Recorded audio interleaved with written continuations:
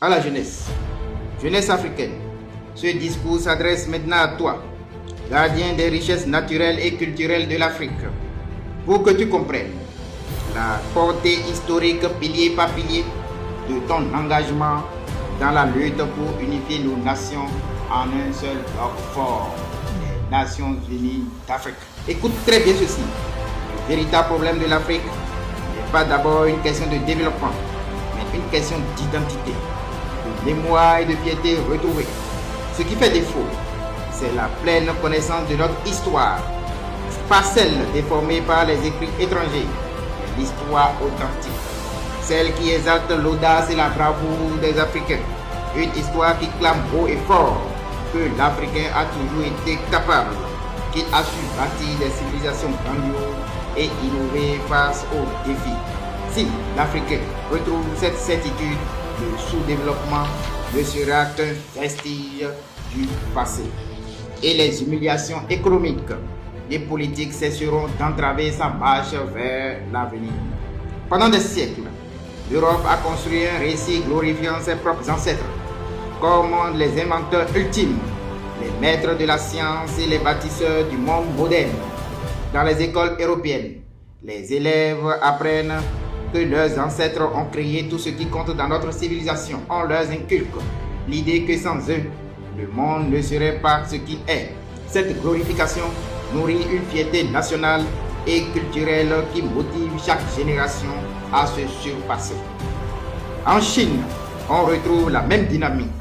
Les enfants grandissent en étudiant des figures comme Confucius, Lao Tse ou encore les mathématiciens chinois Jing Feng ou Wu Weixi.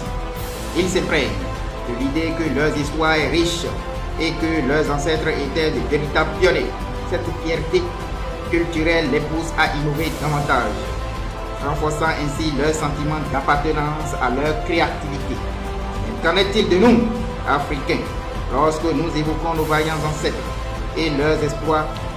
Beaucoup parmi nous-mêmes se permettent de minimiser ces récits, d'en douter ou même de les tourner en dérision.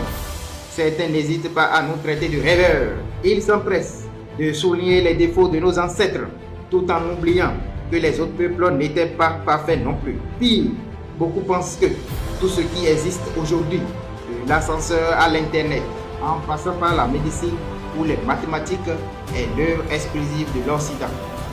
Cette ignorance, provoquée essentiellement par la falsification, l'effacement de nos récits, la traite négrière, la colonisation, et nourrie par le système éducatif conseillé et mis en place par l'ennemi avant son départ, est notre véritable tragédie.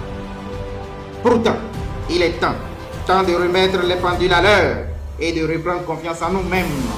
Ce que nos ancêtres ont créé n'est ni une fiction, ni un rêve. Leurs réalisations sont palpables, vérifiables et inspirantes.